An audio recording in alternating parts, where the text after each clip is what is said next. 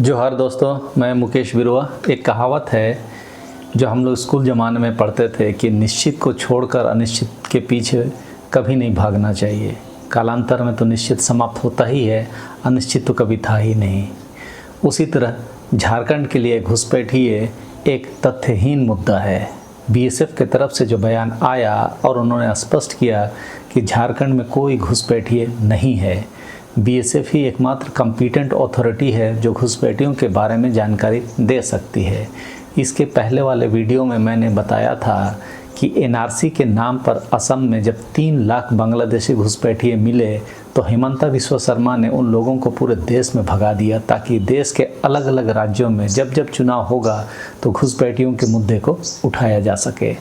अब देखिए, झारखंड की सीमा बांग्लादेश से नहीं मिलती तो स्वाभाविक है बांग्लादेशी घुसपैठिए झारखंड में सीधे तो घुसेंगे नहीं। फिर भी राजनीतिक ध्रुवीकरण के लिए जिस तरह भाजपा बांग्लादेशी घुसपैठियों का मामला उठा रही है, इससे यह साबित हो रहा है कि भाजपा के पास झारखंड के आदिवासी और मूलवासियों के लिए कोई योजना नहीं है। सिर्फ आदिवासियों को वोटर समझ रही है, मूलवासियों को वोटर समझ रही है। इन्हें लाभार्थी के रूप में रोटी के कुछ टुकड़े डाल देगी और चुनाव जीत कर अडानी को झारखंड की खदानें देगी। यह तो इनकी रणनीति है जिस पर ये लोग काम कर रहे हैं। और इस भाषण को देखिए, हिमंता बिस्वा शर्मा कह रहे हैं कि हेमंत सोरेन आदिवासियों के नहीं घुसपैठियों के सरदार हैं। झारखंड में एक आध बांग्लादेशी घुसपैठिए मिल सकते हैं, वो भी पश्चिम बंगाल घुसने के बाद, जहाँ वास्तव में बीएसएफ के द्वारा सीमा पर रोका जाना चाहिए था, लेकिन उन्हें जबरन सीमा पार करने का मौका दिया गया। और बीएसएफ एक केंद्रीय एजेंसी है जो अमित शाह के अधीन आता है। फिर पश्चिम बंगाल की सरकार, उसको भी यदि वे पार करते हैं तभी झारखंड पहुंच सकते हैं। लेकिन असम में तो लाखों की संख्या में जो बांग्लादेशी घुसपैठियों को देश के विभिन्न राज्यों में हिमंता बिस्वा शर्मा ने भगाया, उस हिसाब से तो वास्तविक बांग्लादेशी घुसपैठियों के सरदार तो हिमंता बिस्वा शर्मा हुए, जो इस समय एनआरसी के आंकड़ों के तहत 3 लाख घुसपैठियों के सरदार हैं। कुछ दिनों पहले हरियाणा के नूह में सांप्रदायिक दंगा भड़क गया था जिसमें मुसलमानों की बस्तियों को तबाह किया गया बोला गया, लेकिन उसकी सच्चाई को आरएसएस का चैनल ऑर्गेनाइजर ने ही उजागर कर दिया। बाहर लोग बता रहे हैं कि यहाँ रोहिंग्या मुस्लिम के बच्चे ज़्यादा पढ़ते हैं, बर्मा से भी लोग आए हुए हैं। आप यहीं के हैं या बाहर से आए हुए हैं?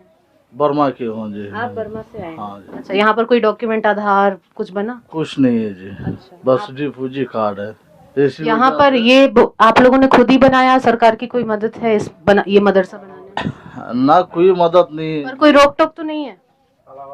सरकार आती कभी रेड किया, बोल दिया कि बंद कर दो, ऐसा तो नहीं हुआ? ना ऐसा ही नहीं हुआ, लेकिन ऐसा ही है, सेफ्टी हिसाब से चलाने के लिए कहेगा। अच्छा, एक चीज आपने बताई कि आप बर्मा से इसलिए कि क्या आपके यहाँ पे धर्म की हिफाजत नहीं है, तो यहाँ पे जो लोग बोलते हैं कि मुसलमान हिंदुस्तान में खतरे में, आपको तो ऐसा नहीं लगता? नहीं, हमारे लिए तो खतरा नहीं है जी, क्योंकि हम तो मतलब यहाँ मेहमान के हिसाब से रह रहा हूँ जो हमको क्या मतलब है। मैं डिस्क्रिप्शन में उसका लिंक दे रहा हूँ, डिटेल के लिए आप वहाँ जाकर देख सकते हैं। लेकिन वहाँ पर घुसपैठियों का मदरसा है नूह में, जिसे किसी भी दंगाई ने छुआ तक नहीं। आरएसएस की मीडिया ने ही उस पर रिपोर्टिंग की है और उन्होंने बताया कि वे लोग बिना किसी कागज़ के उस जगह पर अपना मदरसा चला रहे हैं। शासन प्रशासन जब भी उन्हें हाजिर होने बोलती है तो वे लोग चले जाते हैं। आप मेरी बातों को समझ रहे होंगे। राजस्थान के नूह में कहाँ से घुसपैठिए पहुँच गए?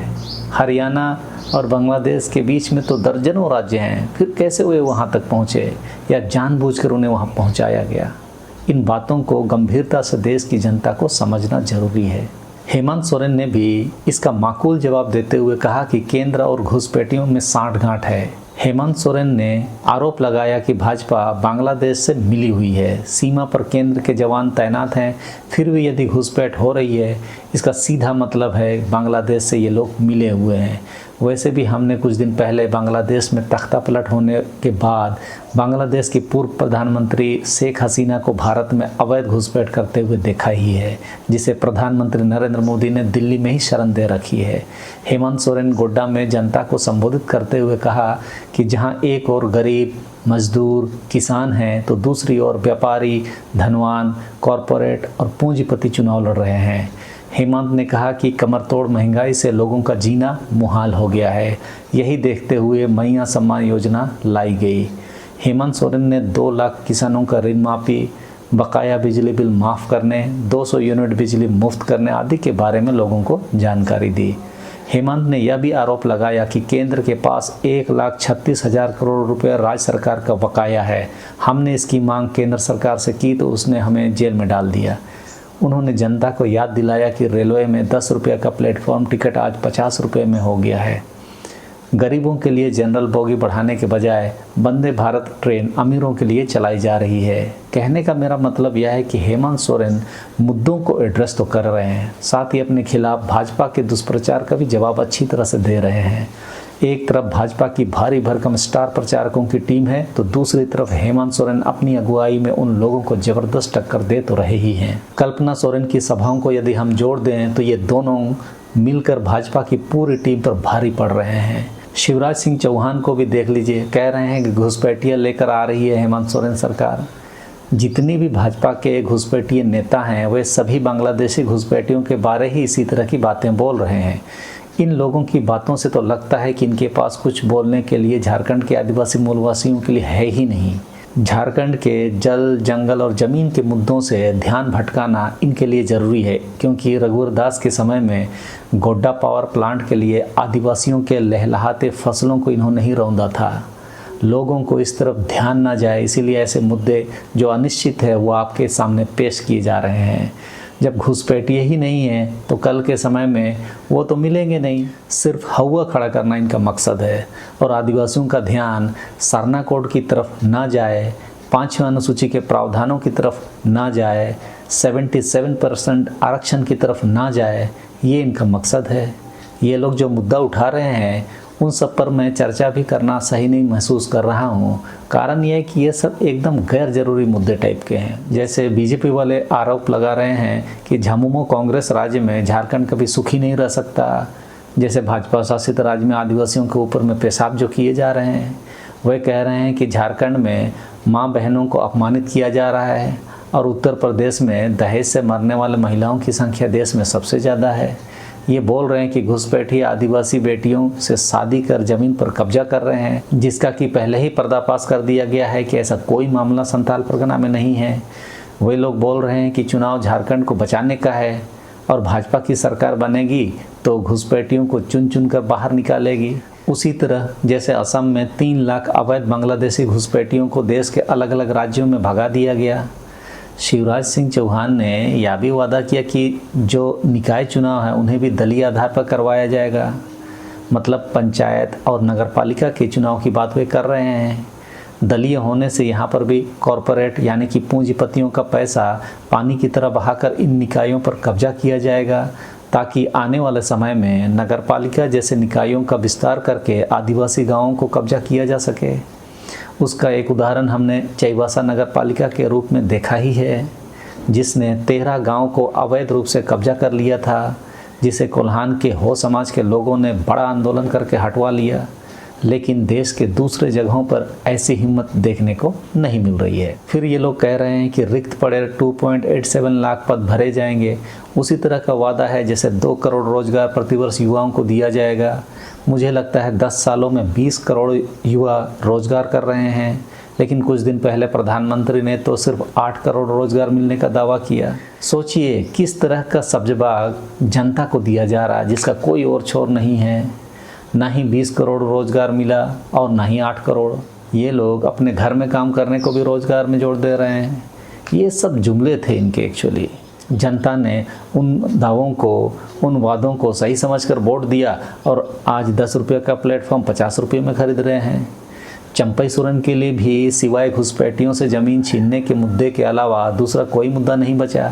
सोचिए, जब अभी के सरकारी रिकॉर्ड में कोई भी ज़मीन मुसलमानों के द्वारा छीने जाने की कोई रिपोर्ट नहीं है तो फिर छीनेंगे किससे?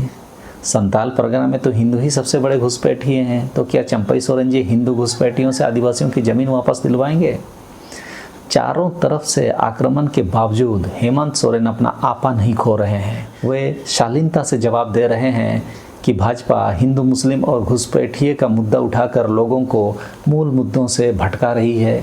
हेमंत ने कहा कि भाजपा को 11 साल तक देश में सिर्फ अपने मित्रों को आगे बढ़ाने के बाद आज रोटी, बेटी और माटी की याद आई। जब रोटी, बेटी और माटी की बात है तो दलितों, आदिवासियों पर अत्याचार और पिछड़े शोषण का शिकार क्यों होते हैं? उन्होंने भाजपा के नेताओं को चुनौती दिया कि वे लोग सरना धर्म कोड पर क्यों चुप रहते हैं। उन्होंने कहा कि मुद्दे तो बहुत हैं, लेकिन मुझे पता है कि यह तानाशाह इस पर कुछ नहीं बोलेंगे। उन्होंने प्रधानमंत्री को चुनौती देते हुए कहा कि प्रधानमंत्री ही बताए कि देश संविधान से चलेगा या भाजपा आरएसएस के एजेंडे से। सीमा सुरक्षा की जिम्मेवारी केंद्र पर है, न ही झारखंड की सीमा बांग्लादेश से जुड़ी हुई है। झारखंड में सर्वाधिक 18 साल तक शासन करने वाली भाजपा को उस समय घुसपैठ नहीं दिखा, अब वह बांग्लादेशी घुसपैठ का मुद्दा उछाल रही है। हेमंत सोरेन बिजली बिल माफ़ करने, कृषि ऋण माफ़ करने, 200 यूनिट फ्री बिजली, सर्वजन पेंशन, मैया सम्मान योजना, मुख्यमंत्री स्वरोजगार योजना, सरना धर्म कोड की अधूरी लड़ाई पूरा करने, 1932 खतियान आधारित स्थानीय नीति की अधूरी लड़ाई पूरा करने और दलित, आदिवासी और पिछड़ों का आरक्षण 77% लागू करने के लिए जनता से वोट की अपील कर रहे हैं। इस बीच राजद नेता तेजस्वी यादव ने भी भाजपा पर जमकर हमला किया। उन्होंने घुसपैठियों की परिभाषा बताते हुए कहा कि बाहर से आने वाले भाजपा नेता ही असली घुसपैठिए हैं। वास्तव में देखा जाए तो इस बार के झारखंड विधानसभा चुनाव में सही में यह चुनाव झारखंडी बनाम घुसपैठियों के बीच की लड़ाई बनकर रह गई है। झारखंड के आदिवासी मूलवासियों के लिए यह जरूरी है कि वह घुसपैठियों को पहचान ले और उनकी बातों को झारखंडी भाषा में जवाब दे। ये लड़ाई शुद्ध रूप से झारखंडी बनाम बाहरियों के बीच की है। बाकी आप भी सोच समझकर चर्चा पर चर्चा आगे बढ़ाइए, ज़्यादा से ज़्यादा लोगों तक ऐसे वीडियो को पहुंचाने का प्रयास कीजिए और अपनी सामाजिक जिम्मेदारी निभाइए। चलिए इस वीडियो में इतना ही, कल फिर मिलते हैं। सबों को धन्यवाद। जोहार।